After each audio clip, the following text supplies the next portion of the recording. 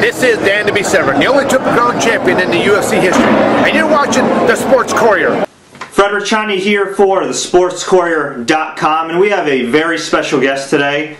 He is the current UFC fighter, former Ultimate Fighter winner of Season 10, aka the Kimbo season, and he takes on Fabricio Werdum, Super Bowl weekend, UFC 143. We have Roy Big Country Nelson on the line. Thank you so much for joining us, Roy. Gotta ask you first, what was it like fighting a legend like Mirko Cro Cop? I know you were on a 2-fight losing streak coming into the fight. Did you, being possibly his last opponent ever, at least in the UFC, play into your mind, or were you just looking to get that W? You know what? I didn't really think about, anything like that. I just try to, put my head to the grindstone and just, and get a W.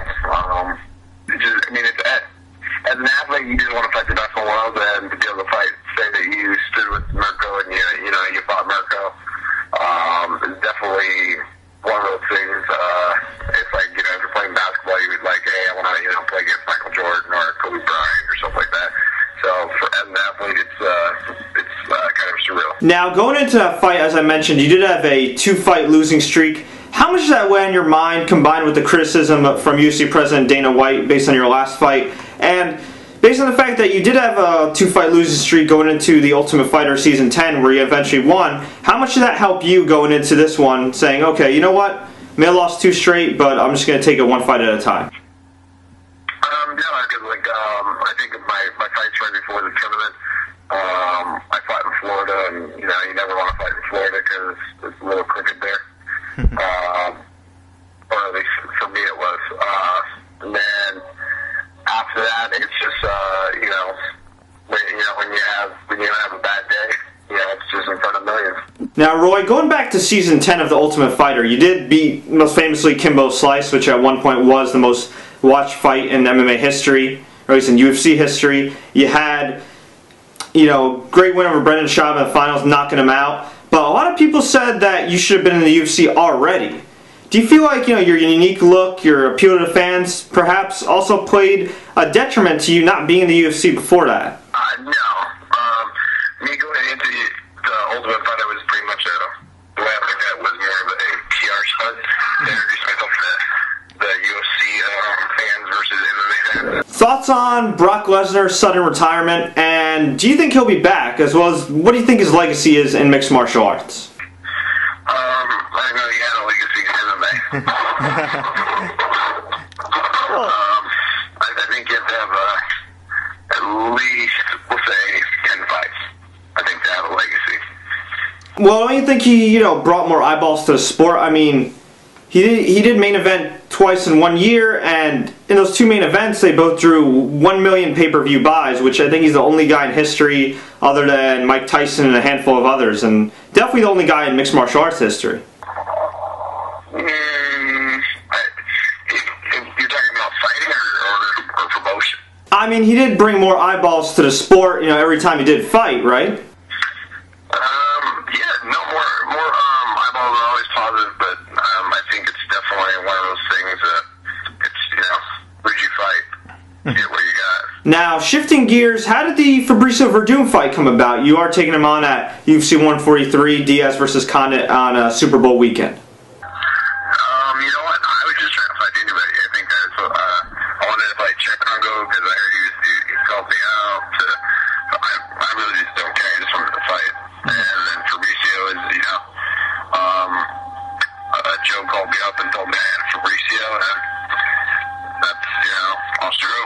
Now, you two have superb ground games. I mean, you're definitely a submission specialist, despite your knockout power. And, of course, Fabricio is most famous for submitting guys like Alistair Overeem and, of course, Fedor Emelianenko back in 2010.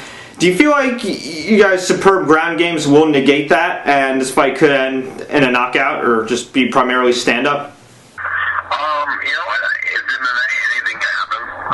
So it's one of those things that, as long as I bring my A game, he brings his A game, it's going to be definitely explosive. 2011 was a really bad year in terms of injuries. I mean, it seemed like almost every week or two, we'd lose like another fight due to injury. A lot of main event fights as well. Do you test that to just it simply being an anomaly? 2011 was just a bad year for the UFC in terms of injuries, or do you think that guys maybe have to change the way they train? Maybe they are overtraining and pushing themselves too hard. I think fighters just try to take this more of a business standpoint. So they pull out when they're injured.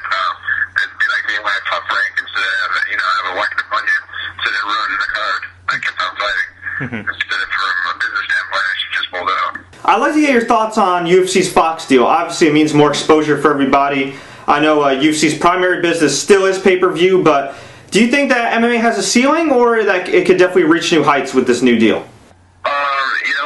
The one thing about our sport, it can definitely, they can still grow. I don't think pay-per-view is I think it's one of the key factors, but I don't think it, to get paid in the sport, it's about content, especially with Fox, and that's we're like actors, and, WWE, and like all, we're just entertainment, so when we're on different networks, they get paid, or we get paid for our content, and that's how, the UFC gets paid, that's how, NFL, have billion-dollar contracts with, ABC, NBC, and stuff like that.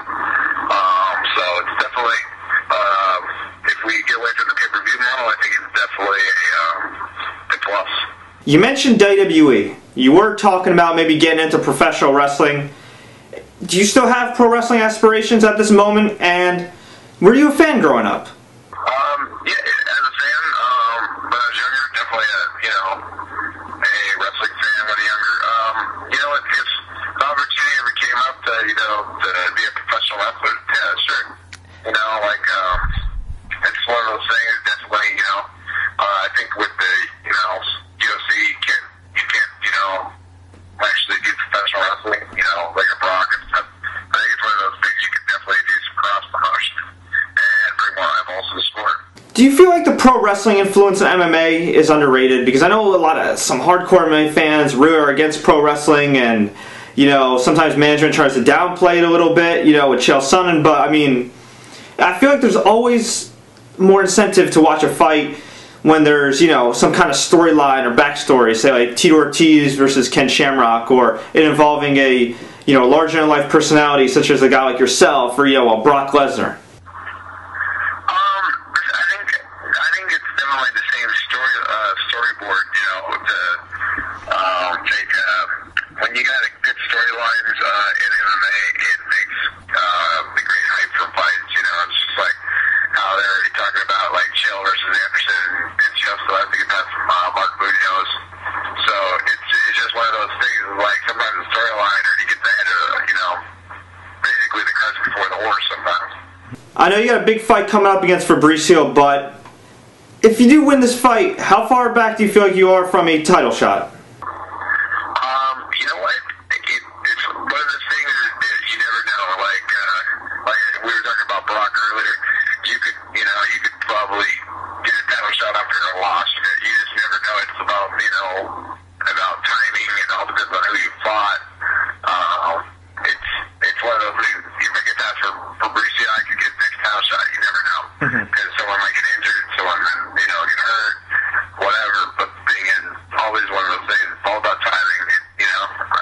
Who knows? It could be 10 years from now. Like it's one of those things. Like as long as you keep winning, I think it's kind of like John Fitch.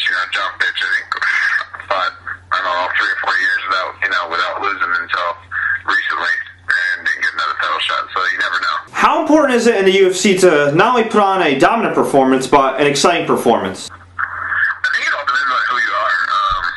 I think once you attain a certain level, I think you can definitely, as long as you just win, it doesn't matter how it is, you can just keep winning because everybody loves winning.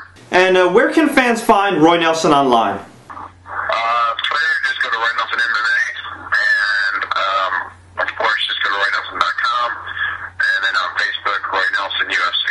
And perhaps maybe not this year, but could we see Big Country at a WrestleMania sooner than later? You know what? You never know, because WrestleMania is what, April? Yeah. So, you never know. It's a couple months out. Thank you so much for the time, Roy. Best of luck at UFC 143. No problem. Thanks. Well, everybody, I hope you enjoyed that interview. Thank you so much to Big Country Roy Nelson for joining us. And please stick with us. If you like these interviews, you like all the content we have here, please subscribe. We got a lot more cool things coming up. Got a big interview with featherweight contender Dustin Poirier, potential middleweight contender Tim Boesch, Nick Lentz, a few other guys on the horizon. So please stay tuned, check it out, and until next time, enjoy the fights. Peace.